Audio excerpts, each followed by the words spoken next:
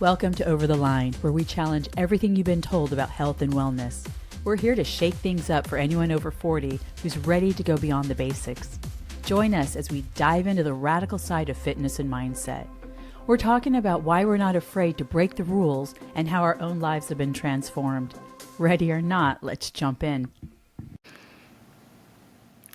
Hi, I'm Tina Hiatt. This is my co-host, Guy Jones, and you're watching Over the Line. Today is about weight loss. What does it mean? How do you do it? And especially for people 40 plus, what does that look like? So, Guy, can you define weight loss for us? Because it is such a deep conversation, to be honest. Well, weight loss. When you say weight loss, what do you mean? Because most people, I think, haven't observed the diet scene probably since the late 70s, when my mother first got into the peanut diet, which meant that she could only eat peanut all day long. No, She went through so many different diets. I probably was £2 the whole time. Never made a difference to her. Made her angry, tetchy. So let's define weight loss then. So once again, come back to what do you mean by weight loss? Do you mean like losing weight on the scales? Because you can lose bowel weight, you can lose inflammation, you can lose muscle, and then when basically if you're in a highly intestinal weight, intestinal weight too. Yeah, but yes, your bowels, your intestines. So Yep. that when you have emptied your bowels, you could have lost like somewhere in the region of 60 to 30 pounds potentially, Right. depending on what you eat and what's trapped. Exactly. Which looks great on the scales. And it's great for you because you're now not carrying around this small child in your guts. It doesn't mean that you've lost any fat, because ultimately, when I think fat loss, when I think weight loss, I think fat loss. Because if you've got over, as a man, if you've got over 20% body fat, then you're carrying around stuff you don't really need.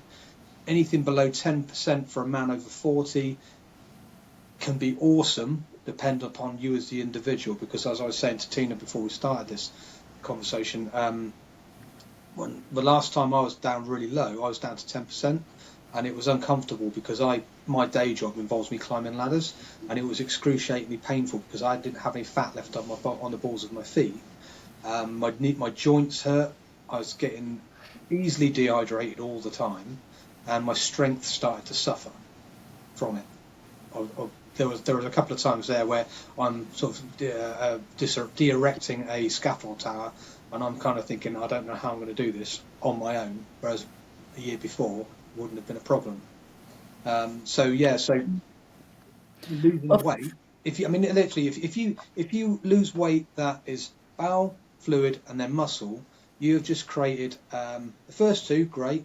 The third, no, because that's your metabolism. And if you destroy your metabolism, when you start eating as you normally did before, when we get towards Christmas and the parties kick in and the little nibbles, and it won't be Christmas, it'll be sometime around the summer when you're having your garden parties and your barbecues, and there's carbohydrates there just sitting there screaming, eat me, eat me, eat me, and all of a sudden your weight's going to go up. Now your body fat probably hasn't changed because you've starved your muscles. A lot of that excess calories are going to go into your fat cells, so you become fatter. You may weigh less on the scale than you did before, but you are actually fatter. So let's talk about the scale. I think throw it away. Seriously, you don't need a scale. You don't need to weigh yourself. For me, and for most women, it's how many inches are we losing around our waist, around our whole body? What does that look like? We want to be thin and lose inches and dress sizes and flat stomach. So that's, I think for most people, Guy, I am thinking and assuming that's what they mean by weight loss. So for us, weight loss is more of weight loss doesn't matter. I think how much you weigh is irrelevant. It's how you feel and how most people, how they look on the outside. How cut they are. Men want to be cut. Women too. Women want to be toned and cut. So to get to that state, like I lost a whole dress size in 3 months, and I hadn't worked out probably in 5 years, and sitting watching telly. And I had, I mean, I was a big dress size, not huge, but, and then now I've lost another dress size. So I've lost almost dress size and a half.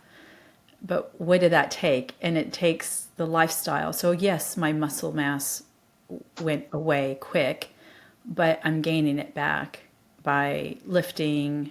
Of course, for me and my age, it's menopause because before I started working out, I lost all my muscle. It wasn't because I went and started saying, oh, I'm going to lose a dress size. It wasn't about that. It was about how hard can I hit that tennis ball? It was more intentional. It wasn't like I want to lose weight. So it just happened. I lost all this weight. But when you have the right food and you don't go on a so-called diet, I air quotes diet. Diets don't. You can't. It has to be a lifestyle. Like you said, Guy. If you don't do the lifestyle, you're going to gain it double back later. Yeah, no, I completely agree. The diet industry. I remember that I looked into how many diets there were sometime in the early 2000s. Just after I came out of the army, I was working in a gym, so I'm doing Yeah. that. I'm doing my due diligence, looking at it, and that there were 808 diet books in print, and every single one of them that I came across was about severe calorie restriction, and there was one was actually written by a British woman doctor who was only eating one meal a day and was absolutely shocked after a couple of weeks how much weight she'd lost. And she was writing this book was published in a book, and it was literally someone who knows absolutely nothing about nutrition but's got the word doctor before her name, and she's just going, oh my god, I can't believe it, this is amazing. It's like, dude, you're eating one meal a day, you're drinking coffee all day long.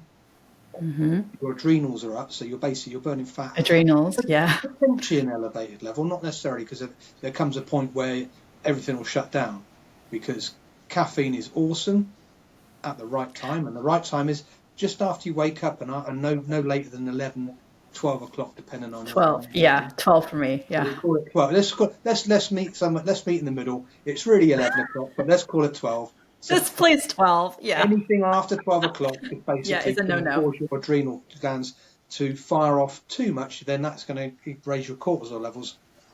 These are important hormones that have a place, but they don't want to be in that place constantly all day long, burning away at your muscle.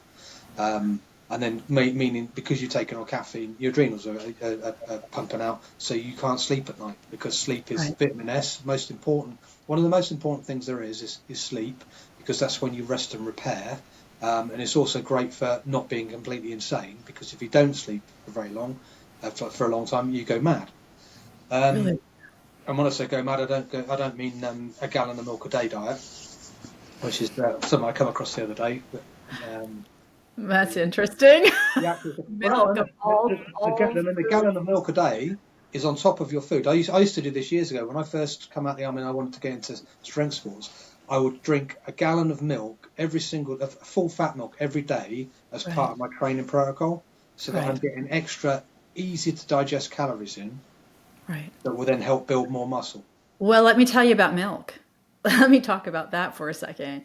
Milk is a processed, pasteurized, kills every single bit of nutrients in it, and then the whatever nutrition people add their fake nutrients and vitamins to it, and then you're drinking this, and it's not a natural form. And your body can't digest it. So cow's milk, that's why people go lactose intolerant. They can't handle milk products anymore. Unless you get raw milk. Okay, so raw is better because the enzymes are still alive. You can still digest it. Great. But cow versus goat, very different. Goat is way easier to digest. It's way healthier for our human body than the cow's milk. But don't get me wrong, I do drink cow's milk. I don't drink the raw stuff because it's hard to find. I do drink the pasture raised stuff, Yeah. which is better than the other non-healthy way cattle are raised. And believe me, I've seen it. It's disgusting. So, yeah, you just source our milks. And, sometimes in Waitrose, you can find free range cream and things like that. It's still pasteurized. It's still not good for the body, Yeah. but it's my one vice. Yes, I mean that's the thing. You got when you're looking at diet, you've got to fight your battles. You've got to think the diet I'm on. I say diet. My eating lifestyle at the No moment diet. involves a lot of red meat because I Yeah. find myself that I function really well once I've got into because basically I am doing a ketosis diet on the grounds that every time I've ever done ketosis diet, it's always worked really well for me. I've lost the weight, I've got lean, I've maintained my strength within the parameters of whatever it is I'm doing, exercise wise, and I can function really well on 2 meals a day. Sometimes even 1 meal a day. The intermittent All fasting right. side of it works really well with keto, I think, and that makes life simpler. The most simple diet is don't eat at all. And so, for some people, maybe starting a diet phase with a 3-day fast, if that's actually doable for you, will get you into ketosis because, in my opinion, ketone bodies that are produced by not eating carbohydrates Right. above 50 grams a day, the ketone bodies are actually the fourth macronutrient because this is something that we have transitioned away from since the cultivation of grains and the year-round cultivation of fruits and uh, vegetables that contain high levels of carbohydrate, rice, pasta, bread. Um, since we transitioned into that, we've kind of gotten away from our genetic, the way that we evolved, which involved only eating meat, and you ate fruits and vegetables in season, and whatever you could scavenge up in the later months of the year before you went into the cave and hibernated. Mostly we ate meat and fish. Didn't have cheese. We weren't farming cattle or goats or sheep for their milk and dairy products. Maybe have found the odd egg here and there, but mostly it would have been red meat. Um, and as a consequence, most people would have been living on ketones as their primary fuel source, which then also allows you to you're straight away you're using all your body fat to fuel yourself, which is once you get into ketosis, you'll see what's going on and you'll realize that you are functioning at such a much higher level. You don't get tired in the same way. You don't have that afternoon blip where after you've had lunch and there's like a 60% carb pasta bowl in front of you, and then 2 hours later you're sitting there nodding off. Um, you don't get that. You tend to your sleep cycle seems to fit in far more with the circadian rhythms of the sun comes up, you wake up, the sun goes down, you get tired and want to go to sleep. So that's one of the things I've found with myself is that the keto diet for me, which at the moment I'm doing the carnivore style, which is more meat than fat, and although fat is I'd say would be a preferred source than carbohydrates. You still need some carbs as well, but not as much as you'd think.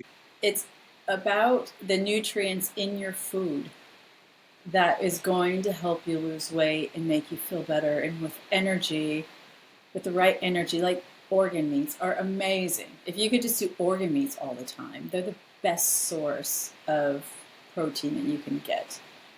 Um, I would just do that if you can stomach it. I Most people I can't, I but I like them. I can eat liver. I know Heart's great. I love heart heart. heart well heart's just another muscle really. I mean I know it's got more iron in it. It has But fat on it though. yeah, It's marbled with fat, which is so but healthy. Delicious. here's the thing to consider when we come down to so our ancestors, or actually the most recent example of this is your First Nation people in North America. They would kill a buffalo, so it's got one heart, it's got two lungs, pancreas, spleen, gallbladder, liver, heart. There's a decent chunk of food there, but the rest of the massive bison is muscle meat. And so because I was always sort of told that, oh yeah, basically they ate the organ meats first, and then it was like only when you're absolutely starving do you start eating or when you've run out of that, then you eat the organ meat. Sorry, you eat the muscle meat. And I'd have to argue that that's probably not true. The vast majority of that animal is muscle meat, tendon, ligament, bone. You know, they're going to eat the whole animal from nose to tail. So, you know, when Yeah, we talk nose to tail, we're talking muscle meat as well. And there's far more muscle meat than there is organs. So yeah, that's I'm right. going to say that. But I'm saying right now, the organ meats are better for people because it's easier to digest. It's Mhm. packed with nutrients right now for them. And in today's society, you they're not absorbing enough nutrients because of all the junk food and processed food that we eat in this Western society. So organ meats are nicer to digest. They have packed with nutrients that will help the body sustain itself with yeah, I get what you're saying, but that meat, the muscle meat, yeah, it's great. I love it. But for people right now, we have enough muscle meat. That's all they're eating, and they're not eating the fat of the marbled stuff. They're not getting that fat that they need. So I'm just saying, today's society, they need to focus on what's nutrient packed Mhm. because we're not getting enough. Back then, when they're eating the whole animal, yeah, great. But we have to look at how we eat today, our junk food, our pizzas, our pastas, or our crisps, or even the French fries, a potato. It's not all that great for us. So a little bit's fine. And again, if for me, it's not a diet, it's a lifestyle. If I'm going to lose inches, which I like, inches off my body and get toned, I'm going to do it for the rest of my life. And yeah, I'll have a chocolate, I'll have some sugar, which I don't have a lot of these days. Yeah, I'll go eat a steak with no marble fat in it. I don't want to limit myself. I'll go have crisps, but it's about moderation. It's about how much of it you eat. And I'm more of like this 80-20 woman. 80% is 100% nutrient rich foods. The 20% is my coffees, my cheeses, crisps, my snack foods. But when I'm on the road to, when I was wanting to thin out my body and get strong, I eliminated all that stuff to start off with. But now just a little bit is okay. And so when the holidays come around, whichever holiday that is, or parties or birthdays or whatever, I do treat myself a little bit, but I taste it. I don't eat it like gluttony, eat it, because I don't need to. I don't know what that means. It's like, rather, Gluttony? I don't know what that means. If you put a plate of biscuits in front of me and I say, okay, and I have one, then I have the whole plate. Well, okay, that's a whole nother subject on losing inches and keeping it as a lifestyle. It is mindset. It is how you think about it. So I used to be alcoholic, and one day I said to myself, never again. And it was a hard choice. I mean, it wasn't hard to choose it, it was intentional. And ever since then, now 21, 22 years later, that whole time, I've never even wanted a sip. And you know what I tell myself? I don't want that poison in my body. Hmm. I don't like the effects of it. I do not want my old lifestyle back. I like my life the way it is. I enjoy being healthy, having energy, and being coherent. I don't need it. Totally So, agreed. right? And even with sugar, I look at it and I'm like, ooh, my period's coming up. and I have a sweet tooth. What do I do? Do I put it in my body? Well, no, because for me, I think of, well, I'm aging. I don't really want it in my body because I have more energy without it. But I am craving it. I'm going to start my period soon, so I will have a bite. And that's enough for me, just enough to satisfy that craving. And then you got to look at where these cravings are coming from. Because sometimes a lot of people have salty cravings or sweet tooth cravings. Well, where is that coming from? Look at your diet, your mentality, your lifestyle, and tell me where that's coming from. Yeah, Because when you start working out and start taking care of your body, you tend not to want that stuff very much anymore. it's the commitment thing, isn't it? I mean, you also got to look Mm. at where's that craving coming from? Is that coming from the TV? Is that coming from the television adverts that they see us suddenly 8 o'clock at night? All of a sudden, it's pizza and chips and McDonald's and da da da da. There are other fast food outlets out there that will also advertise after 8 o'clock at night. So don't just think I'm picking on McDonald's. And chocolate bars and cakes and biscuits, and this is all they It's they, every they know what they're doing. They know that when they put these things in front of you, you go, "Oh, I fancy some of that." So one good thing, we switch TV off, never watch it ever again. It's rubbish. Just propaganda, or yeah, just don't have the stuff in the house. If you feel you want something. I mean, when I first stopped doing strongman, decided to lose a load of weight. Because there was a time when I would buy a bag of chocolate and eat that because there would be 2,000 calories there. There was an extra 2,000 calories for the day, which would turn into muscle. Because I found empty calories, I empty literally calories. I literally found that for every kilo I put on my body, I put 5 kilos on the bar, and so I followed that up to the point where I got to around 280 pounds in American money. And at that point, then I couldn't eat anymore. I literally, because this is one of the things you'll hear from strength athletes, is they'll tell you that half their job, especially if they're professional, is eating. And they get to the point where they can't stand eating anymore. And the first chance you get to not eat, you'll take it. And I mean, I went from, in English money, I was a 19 stone 11, the heaviest I weighed in. I'm pretty sure I was heavier than that because that particular day was later in the day and I hadn't had a meal for a while. And I stopped. Well, that's the heaviest I got to, and I got back down to 17 stone 5 within about a month, just by not eating. It might have been Yeah. longer than that, I forget exactly, but that weight fell off me simply because I was still training at that level, but I just wasn't. I couldn't. Mm. It got to the point where I'd go to pick up the bar, I'd bend over, and then I'd feel like I'm going to be sick in a second because I've still got food in my stomach. I halfway through so my training sessions used to last about 3 hours.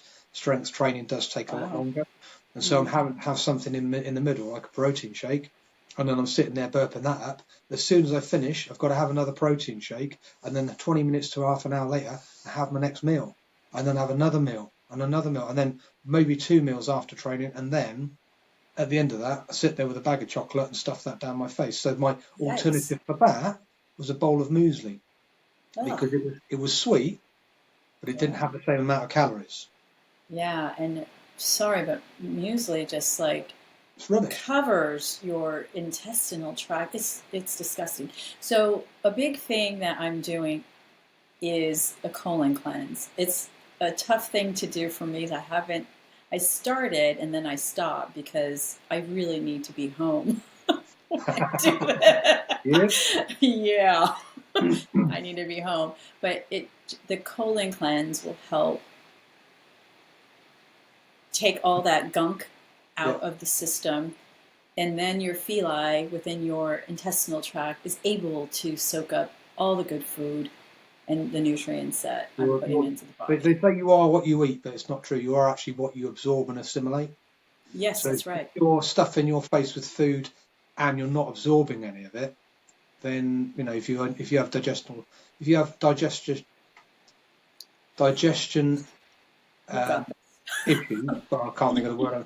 I've It's fine. struggled with that sorry, I'm thinking intestinal distress is the word I was looking for, and it Yes. came up with digestional distress. So I made that word up. Intestinal distress is if you're experiencing that, then you're not digesting your food properly. And I mean, I can give you one awesome tale where one night I woke up and I vomited undigested ground beef into my mouth. Gross. Sat up, swallowed it again because that's a waste of calories, and then went back to sleep again. Yuck. You're I mean, such a man. I was at that point where I was eating 500 grams of ground beef as well as everything else.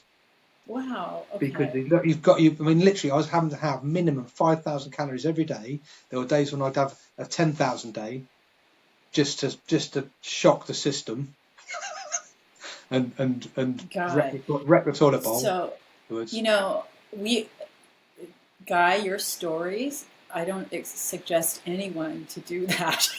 And hey, Please. unless you want to be a strong man, in which case, you We'll have to do talk what to you have you to do. separately. Not healthy. Lifting weights so heavy that basically your blood pressure rockets up to the point where, I mean, I have a photograph somewhere of me. It's on the internet somewhere. I can't find it, but I've literally where I'm coming up from a 300 kilo squat, and I've got a vein that goes all the way from there all the way down my neck, and it's just fat as that. And I'm looking at that picture going, wow, where did that come from?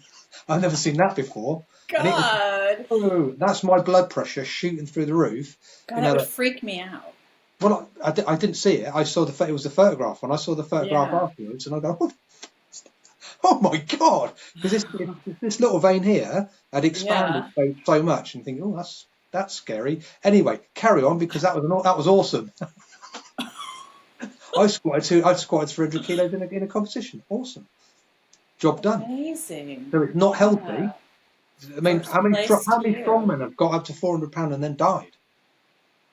You know, I don't know. well, Brian Shaw and Tor Bjornsson are both currently above 400. I mean, Brian Shaw tops out at 440 when he was still competing as world's strongest man. I know that Eddie Hall, who was 2017 strongest man, he got up to stupid amounts of weight. He was 32 stone, whatever that is in pounds, and he was saying that how he didn't think he was going to wake up. He'd go to bed every night, put a CPAP on his face, and not think he was going to wake up in the morning because his whole goal was to win world's strongest man and then retire and go and do something else, which he's done very successfully. And he dropped with no time. He dropped down to 26 stone because he wasn't eating like a monster anymore. You know, he wasn't eating every 2 hours. He wasn't eating 1,000 calories every 2 hours. Right. So, diet. It's not a diet. It's a lifestyle. It's what you want to eat. It's the nutrients you put in your body. Okay, let's talk about time of day. So, when do you eat? Do you eat breakfast? Because a lot of people think, oh, I don't eat breakfast. It's healthy. Just intermittent fasting is healthy. If you're hungry at breakfast, please eat. Please eat something. You don't have to eat a whole shitload of food, but just nutrient-rich foods. And it doesn't matter what it is. It doesn't have to be your eggs and bacon, whatever the typical breakfast is. It could, I mean, I've had liver for breakfast. I've had ground beef for breakfast with some sauces on it or something. But do something. I've also just ate an avocado for breakfast. It has healthy fats. It's good for the skin. And it's very nutrient rich. So a whole avocado because I was hungry. And then if you're hungry throughout the day, don't starve yourself. Just taste something. Just put something in your mouth to satisfy the body because then you're going to have cravings and you're going to overeat and then you're going to go, oh God, I screwed up on my diet. Don't get me wrong. I've been there, done that. Who hasn't? But one of the things I noticed in everything you mentioned about what you're eating is high protein, high fat, which is going to lower insulin. Insulin is the so it's going to increase ghrelin, which is the satiety hormone, and it's going to lower insulin because the fat and the protein together will damp that down. So you aren't going to get those cravings to eat as quickly. And I mean, the last 2 weeks where I've only been eating meat, fish, and eggs, pretty much. Uh, Yogurt in the evening with berries to help with the digestion. Um, the fermented fermented dairy is awesome Yeah, it is. for enzymes and also for so helping with Yeah. digestion, digestive enzymes, and also a whole bunch of other stuff that you don't get from meat and eggs. Um, but one thing I can say is I've not been hungry for any of my meals. After about day 2, I stopped being hungry, and so I'm now literally eating on the clock because I know that if I don't, I'm going to be starving at such and such, and I don't want to be hungry at all. Because one of the great ways of lowering calories slowly over time, and we said that we're not looking at calories, but there is a calorie component, because if you're not counting calories and you're just eating a stick of lard with every meal, and then have a pizza on the side, how many calories is that? I don't know. You are going to get fat. So having a rough idea of what I'm weighing everything, weighing all my food at the moment, so that I get an idea of how little I can eat to satiate myself and stay not hungry or full throughout the day into the next day. And over time, that's going to get less and less and less and less. And I don't need to count, not exactly counting calories as such, but I am weighing food out so that I can then, over time, know exactly what I'm consuming by taking less. Yeah, but you got to be logical about it too. You can't eat a whole stick of butter. No, You know what I mean? It's not logical. It's like, would you do that for the rest of your life? Eat a stick of butter like that? No, you're not going to eat like that for the rest of your life. And I also think, well, not think, I know, at 5:30, between 5:36 is your last meal of the day. mm-hmm. And bedtime is 9:30, 10. And your body and water for the rest of the evening. Just drink fluids, get hydrated, get your body needs that clean water. So that helps with weight loss. If you eat an hour or two before you go to bed, you're not going to lose any weight. No, You're not going to lose inches. Let's just say this. Let's like take out weight and just put inches. You don't need to weigh yourself. Definitely not. Because also, Guy, fat weighs less than muscle anyway. So for anybody, like even me, I want my muscle, I want my butt to pop and be a bit muscular. So it's going to weigh a little bit more. for me, I look at the scales because I want to get down to 13 stone, Why? 13.5, so that I can do pain-free chin-ups again. Because my weight at the moment is so heavy that when I do it, Yeah. if I do enough, my left elbow, because I had my left ulnar dislocated off my elbow doing Oh, karate, right. so that's always been with me for 30 plus years now, I and then it see. has a knock-on effect on my left shoulder, which then means I can't do anything else. And I've got numbness in my little finger and my ring finger. So when during COVID, where I got down to 13 stone, I was doing sets of 20 in the gym, in my garage gym, sets of 20 chin ups, not a problem, because Yeah. I had that perfect weight where I was able to do heavy stuff for my lower body, but my upper body wasn't so heavy that I couldn't do an efficacious amount of repetitions. So for me, the scales have a purpose, and they are to get me to Well, where I need your to be. intention, because you Yeah, know what weight you need to get to be able to do your exercise. So let's talk about exercise now. Diet and exercise, right? It goes hand yeah, in hand. You want to lose weight, diet and exercise. Okay, fine. So for me, it's moving my body daily. I sit for a living. And if I move, I walk, I go to the gym, I lift weights, I do everything. I play sports, tennis right now. I would love to go play basketball, but no one will play with me. I'm American. Everything says I'm going to beat them. I'm not that great. It's just fun. It's a good workout. But I mean, that really helped me lose weight so quick. And people thought I was crazy because I was doing something and exercise every day. But I wasn't, when I first started to do this weight loss thing. It wasn't the intention to lose weight. It was the intention. So I'm faster and quicker on the tennis court. I hit the ball harder and faster, and I can lift my heavy racket. I have a man's racket because I want to hit the ball hard.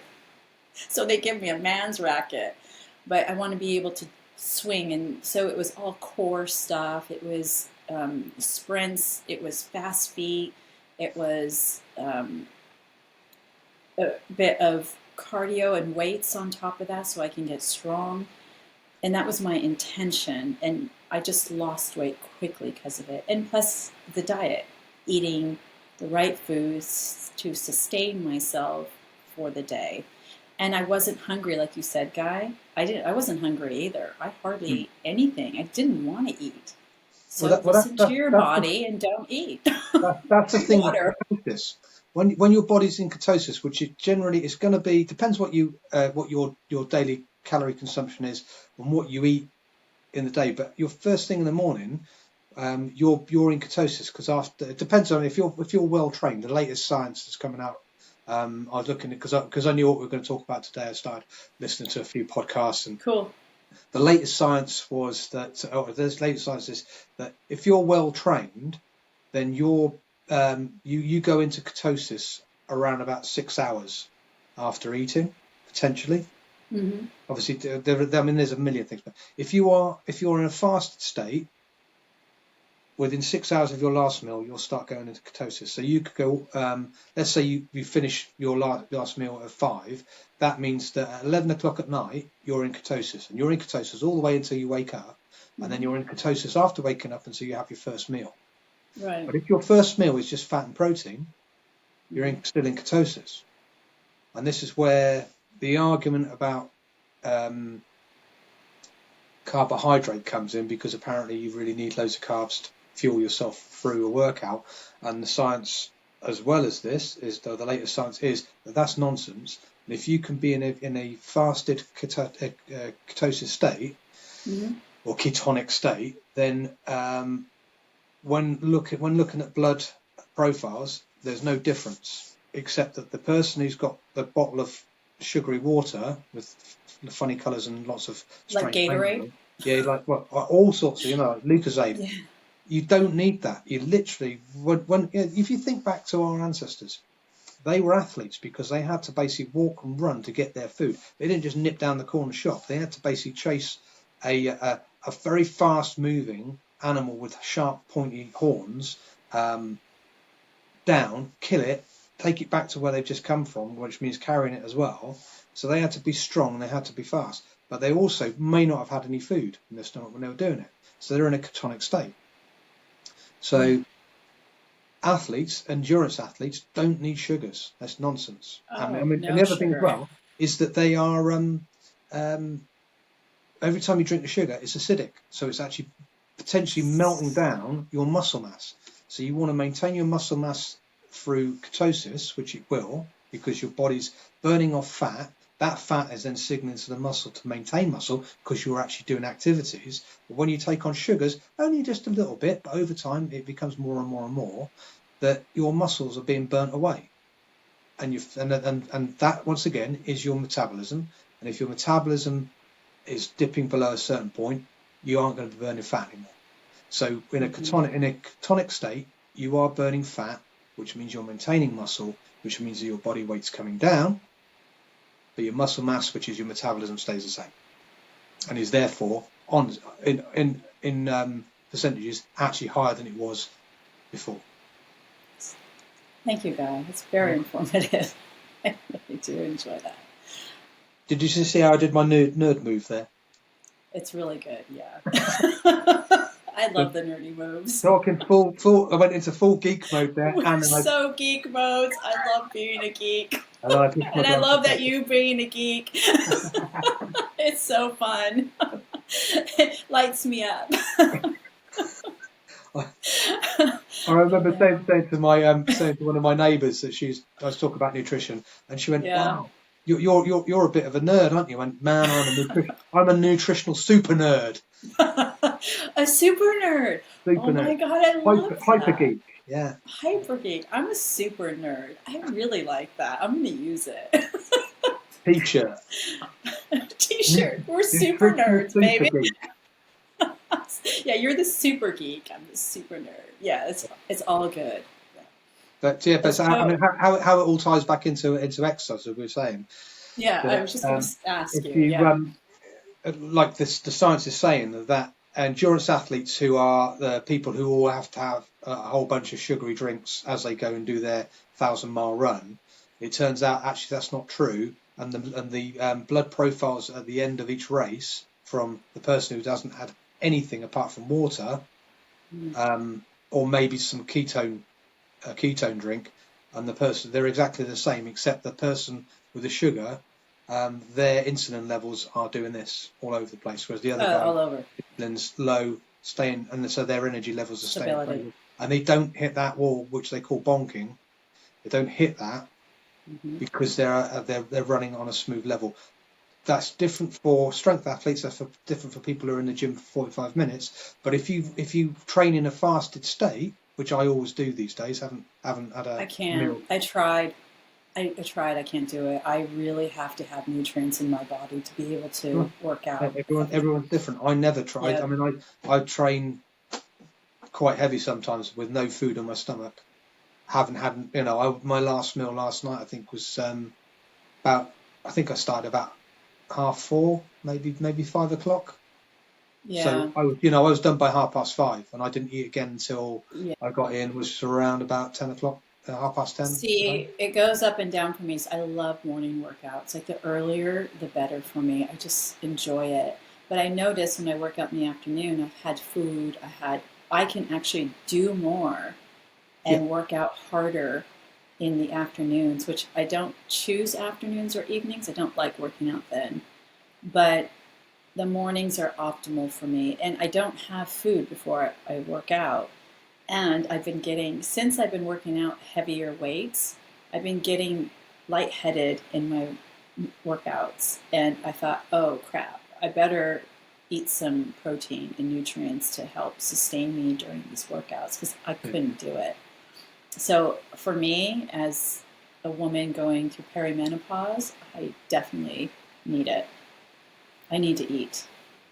and me as a man who's refusing to acknowledge that I'm going through menopause, good, good Man menopause.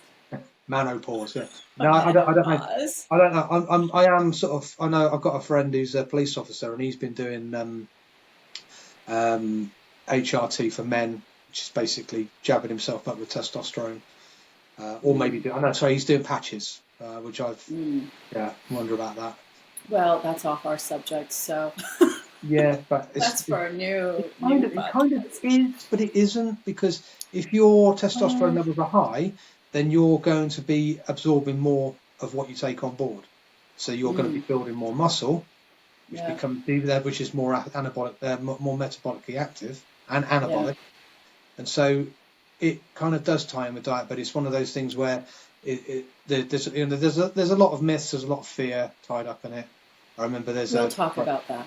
Yeah, yeah, we'll talk okay. about that. Okay, so to wrap it all up and sum up what we talked about, it's not diet, it's a lifestyle. It's choosing the foods immediately that are nutrient rich. So, not bread, not pasta, not even gluten free, not that either. It's still no processed foods. It is your man cave meals. So it is meat, it is some starches, it is your vegetables and your fats. Good fats, which are lard. I have something in my fridge I buy from the farmer's market, and it's like from an animal dripping, something drippings. Oh no, It's that dripping is beef tallow. Thank you. That's what I'm using to fry up my foods. Yeah. And coconut oil is a good fat alternative from your um, animal fats. Yeah, I mean, one of the things I was thinking about what we were going to be talking about Mm, today, and I was thinking yeah, about how breaking a fast. So if you do a 3-day fast, yeah, your stomach will have shrunk, your appetite will be through the floor, or well, it depends on you as an individual. You might find yourself starving. I think an avocado. It's kind of struck. So I've got a half avocado in the Avocado. fridge. I'm looking at it thinking, Yeah. wonder what that would be like to break Avocado. a fast with. And it It's just good. it's got everything. It's got everything you need.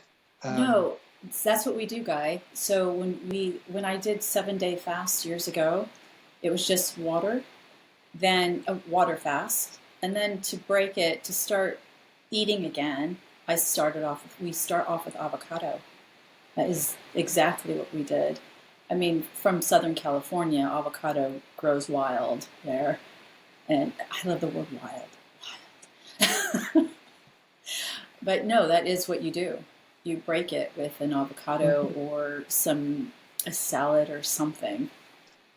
I mean, that's another thing as well. So if you've got pickles, I was the other thing was thinking, yeah, an avocado and some pickled Pickles are onions. good. The fermentation Any process is going to increase fermentation, your intestinal sauerkraut. digestive enzymes. And I'm actually starting to salivate now thinking about it. Wow.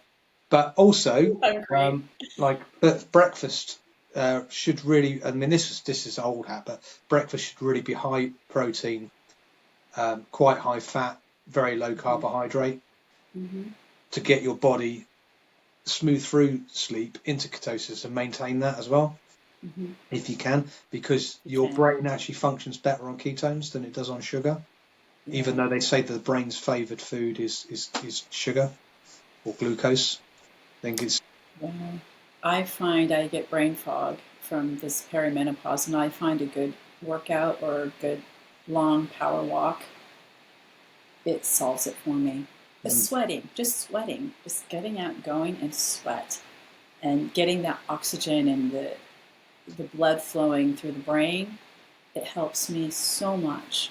I, I was actually shocked. And this was before I was taking hormone replacements. well. This is another thing to consider is that one of the old bodybuilding sayings back in the 80s and 90s was that you can't train off a bad diet. Literally, the your health and your fat body fat level all comes from the kitchen. The exercise is going to build muscle, but if you keep piling on calories that are going straight into your fat cells, then you're just going to get bigger and just maintain the same level of fat. And so what you talk about doing a power walk, imagine so the average person while doing a walk is going to burn somewhere between 300 and 500 calories an hour. Mm-hmm. So, and that depends on the speed you walk at. The faster you walk, the more stress you're going to put yourself under, which means that you might hit a potential wall sooner than if you walk at a comfortable pace, taking in the scenery and getting a lot of air into your lungs and just basically feeling happy at the end of the day. But imagine if you did that every single day for a year, how much weight would you have lost if you don't significantly change your diet up?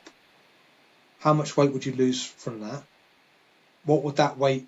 Where would that weight come from?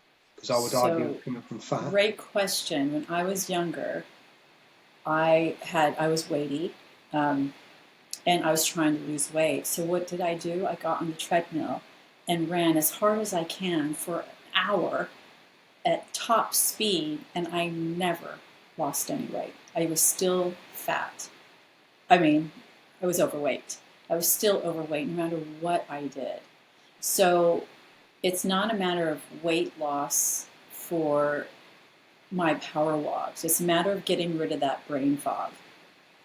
See, there's an intention of everything I do. So if I want to lose inches off, well, what I do want to do is my skin is saggy. So this is what I'm now intentionally working on is this saggy skin thing I'm going through.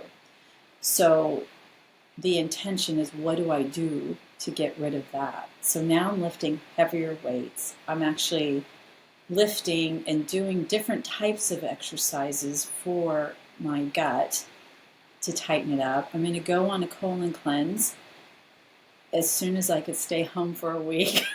Seriously, I Yeah, need to be home. yeah, no, it's scary. Yeah, not out. And I'm always out, so I want to be home for this. And those are the things I'm going to do for myself. And then looking at, okay, what do I need on top of that? So I'm going to do red light therapy and other alternative things to help with skin tightening. So that's what I'm focused on right now. And it's not about me losing weight or inches. I will lose inches and more weight. I will get thinner because I'm doing the right things for my body. And I will get tone because I'm focused on what I need to do for myself. And when it gets warmer, then I'll get back to tennis, and then it will be quick feet and strength. Well, a good tip for the average person out there, this has been proven over time, is 3 10-minute power walks per day. So after breakfast, after lunch, and after dinner, will increase your metabolic rate up to 60%, which means that you're helping to digest the food faster, which means that you're then basically going into a calorie deficit sooner before bed, which means you're going to be burning more fat overnight. And so that's another very simple free stuff. I mean, as long as you've got somewhere you can walk. Or yeah, I used to just beeline it to the coffee shop. I had always had a destination. It was more fun and walk as fast as I can. As fast as I can. And you know what? It's funny to say, when I did walk as fast as I looked at my gut because it would be painful. And I was working out my internal muscles because I was walking as fast as I could. I get to the coffee shop, I'm all sweaty. But it was, again, brain fog and, like you said, the metabolism. Yeah, I didn't realize about my metabolism either, so thank you for saying that. Yeah, no, that's something when I used to run before I became a strength athlete, I never had a gut on me at all. It's just because you are. I mean, it also burnt off a lot of muscle, but then I was running to excess. But I was also taking on carbohydrates because I was told I should do. Read a running magazine. It was just nonsense. But how about sprinting, Guy?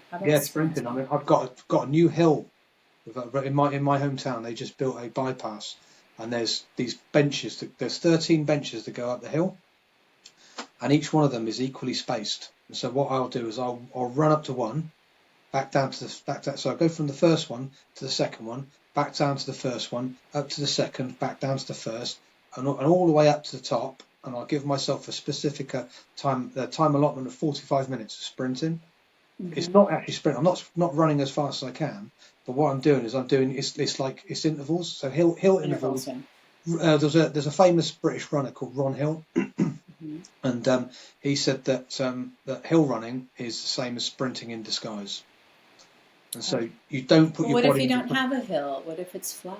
Well, then basically, if you've got a playing field, or if you've got a straight path outside your house, pick a distance. I mean, like in American football, 40 meters, isn't it? Sorry, 40 yards. It's the 40-yard sprint. That's 50 yards, 100 yard. Yeah, when I first came across that, I thought 40 yards, that's nothing. But when you put in 100%, after 40 yards, you start slowing down. So it is. And then you do a couple of burpees at the 50-yard line. Yeah, you can do that. And sprint back. Yeah.